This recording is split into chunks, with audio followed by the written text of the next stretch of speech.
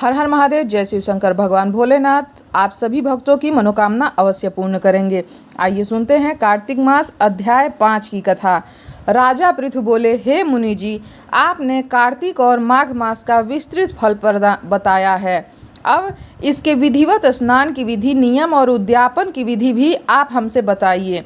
नारद जी ने कहा कि आप विष्णु भगवान के अंश से उत्पन्न हुए हैं, अतएव यह बात आपको मालूम ही है।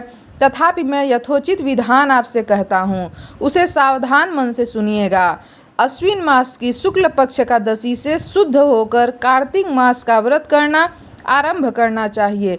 इस व्रत को करने वाला सर्वदा रात्रि के चौथे पहर में उठता है।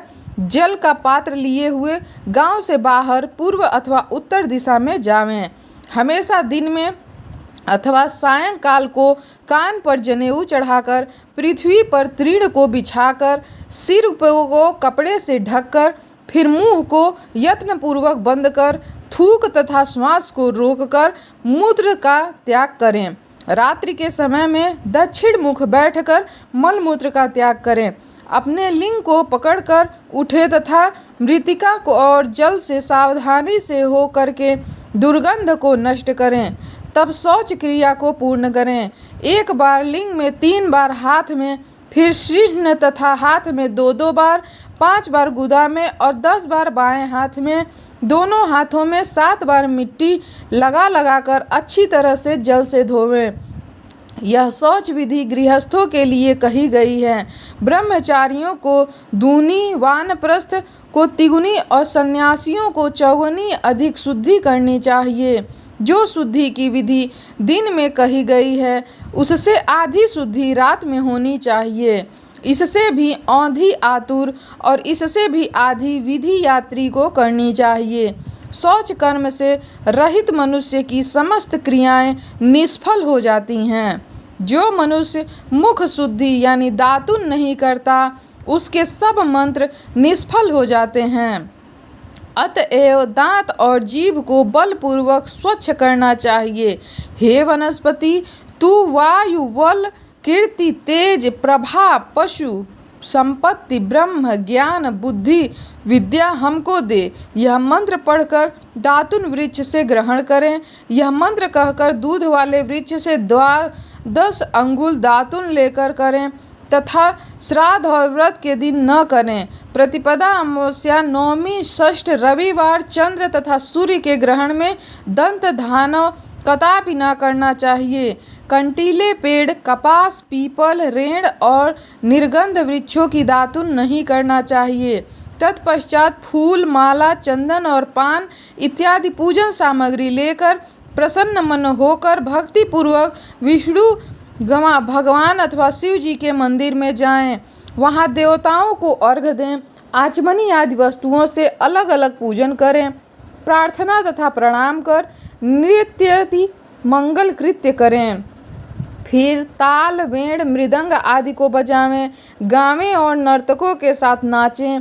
फिर माला, चंदन, तांबुल आदिकों से उन गायकों का भी पूजन करें जो गायक आए हों, क्योंकि देवस्थान में गाने वाले भी साक्षात विष्णु भगवान ही मूर्ति हैं। ये लोग सत्य युगादिक में विष्णु भगवान को तपस्या, योग और दान द्वारा प्रसन्न करते थे। किन्न कलयुग में अनुराग सहित भगवत गुणगान है भगवान को प्रसन्न करने के लिए प्रधान मान गया है। हे राजन, मैं एक बार विष्णु भगवान से पूछा था कि आप अधिकतर कहते रहते हैं।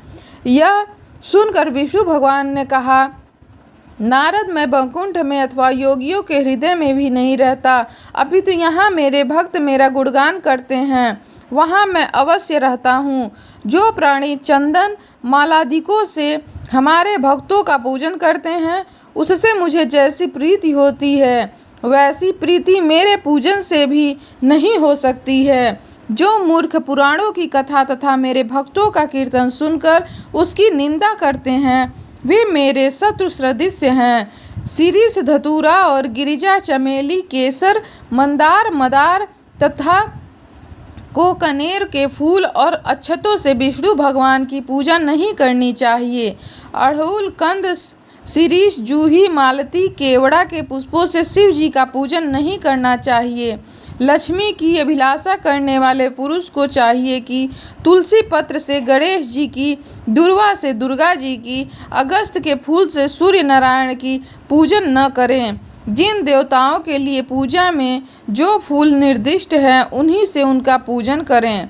इस प्रकार पूजन समाप्ति के पश्चात देवाधिदेव विष्णु भगवान से क्षमा याचना करें। हे सुरेश्वर, हे देव, मेरे पास न मंत्र है और न क्रिया, भक्ति से भी हीन हूँ।